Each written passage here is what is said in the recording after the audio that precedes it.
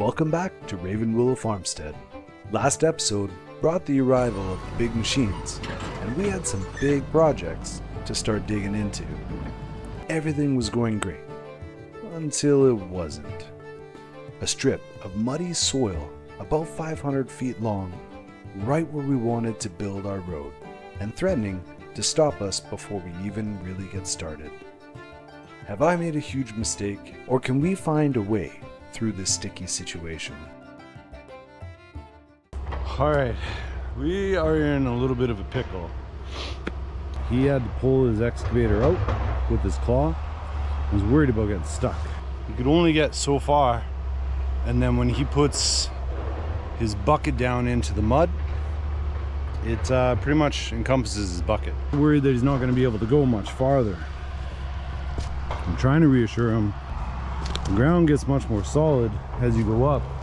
This is the lowest point, and it does get higher going that way, and it gets higher going that way. I'm going to attempt to drive the fence post into the ground to show him just how far it can go before it hits resistance.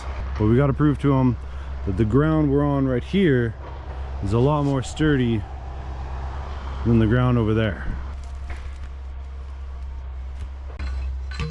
Call me stubborn, but I was determined to find a way through this mud pit. Our farm depended on this infrastructure, and if we couldn't get it done, we couldn't access the entire rest of our property with anything but by foot. It's only about 3 feet here. Back up. I don't know. Can't lose fence post, but.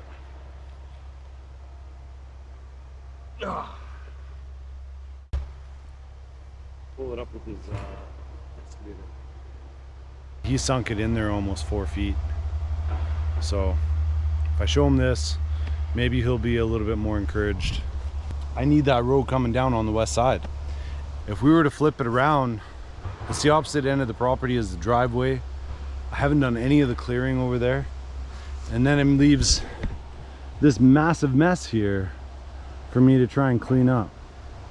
And I don't know how I'm supposed to do that. We have all heard the quotes. If your dreams don't scare you, you aren't dreaming big enough.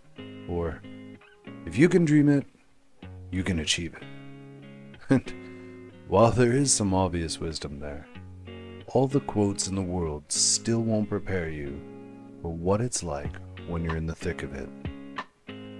I needed to stay positive, in spite of the feeling like I may have made a huge mistake.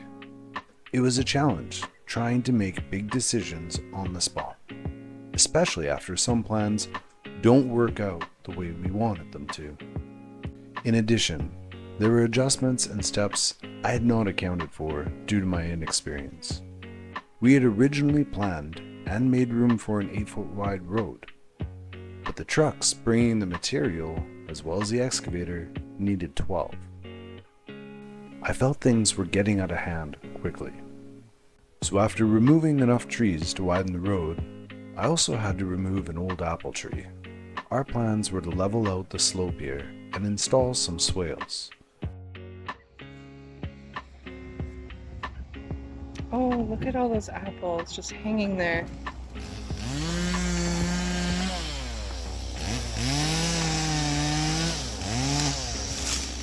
But the apples would not go to waste.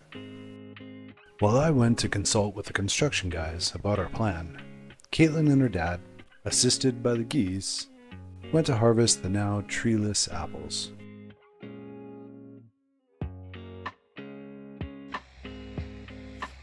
Some of these are not even quite ripe yet, but we'll make do. We'll salvage what we can. Most of them are pretty small. That's okay. We'll make some apple butter.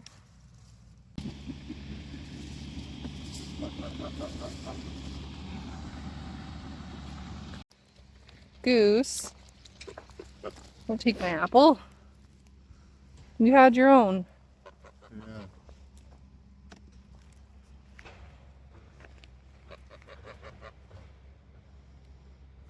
That is really wet. Well, I guess it's true.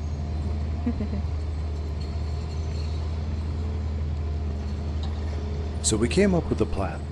Simply put, we would continue to dig and build our way through. The excavator would dig up the mud, building a windrow on one side. The trucks would bring in large sandstone that would be dumped and spread to build the road up.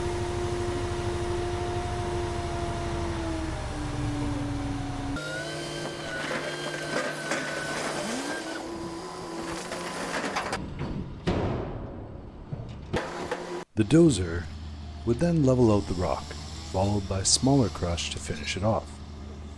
Eventually, we would work our way through it, and we would have our road. All it would take was more time and more money. How much? We had no idea. But like good old John Wayne said, courage isn't the absence of fear. It's being scared to death, but saddling up anyway. Whether I was attempting to be courageous, or I was just a fool, remains to be seen.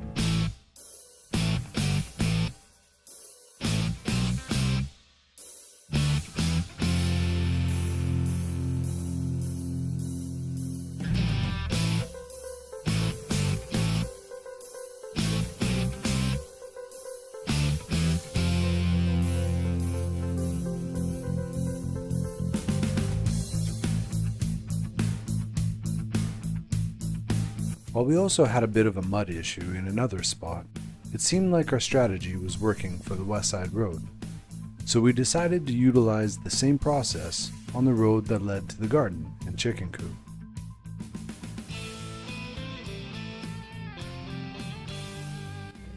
I'm gonna get them to push the road branch right up to the poplar and go through that muddy area. So we're gonna have to build up. It'll take a bit more material, but we'll build up on that muddy area, which means that that water won't come this way. So we're now containing it in the back. Work would continue over the next several days. Over 100 loads of sandstone and rock fill were brought in to build this roadway. Though it would have come at a heavy cost, it was well worth the investment.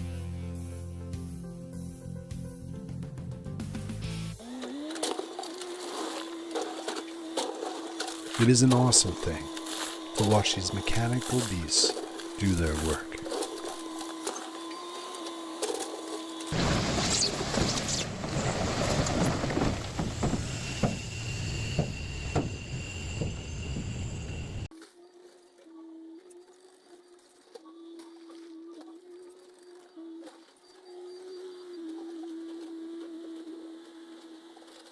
A faulty solenoid has been causing issues with the excavator, losing power to the arm, slowing down the work and frustrating the operator.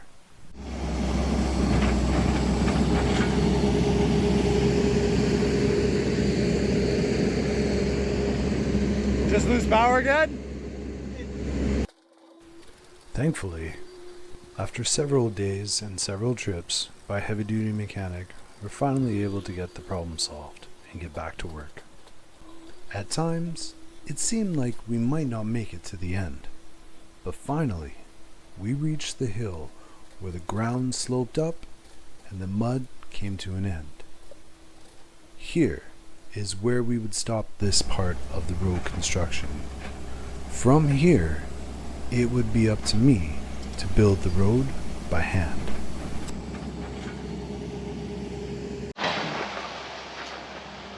So this road, as essential as it is, was an unexpected catastrophe.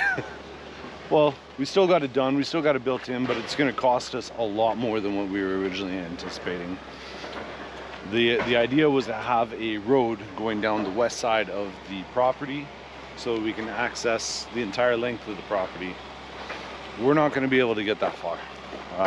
Not this year anyway. Reason being is the ground that's underneath of us here, as you can see from the debris that was pulled up, ended up being 3 to 5 feet of mud. and that mud needed to be removed and then replaced with sandstone and rock so that there was a firm foundation for the road to be on. Otherwise, the road would just continue to sink throughout the year. So we pretty much had to build a road through a swamp. But we got it done. We got through it. This was the worst of it. And going forward, it won't be quite as bad. Hopefully. We'll see. The access that this road gives us is invaluable. Now I can access the back of the property, towards the back of the property anyway. Before I couldn't get my truck through here.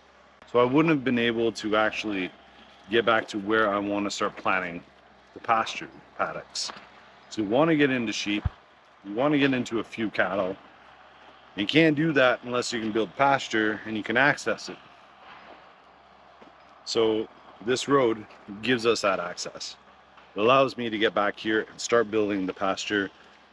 And if there's anything that I need a vehicle for, I can now access the area. After a few long, hard days, I went for a walk in the cool of the evening. Watching the sun peek through the trees while it faded on the horizon, I strolled and drank it all in. I could see what we had been envisioning starting to finally take shape, and the potential we could explore.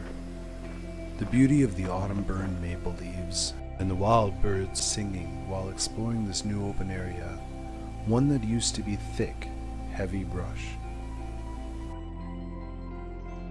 The cool breeze mixing with the fresh soil as it woke up, freshly freed from its soggy bottom bed. For the first time since moving on this land, I felt a part of it. I had actively begun to help mold and shape it from its wild, chokingly thick chaos, and began to develop it into an organized, beautiful landscape, capable of supporting diverse flora and fauna, and an opportunity for it all to thrive.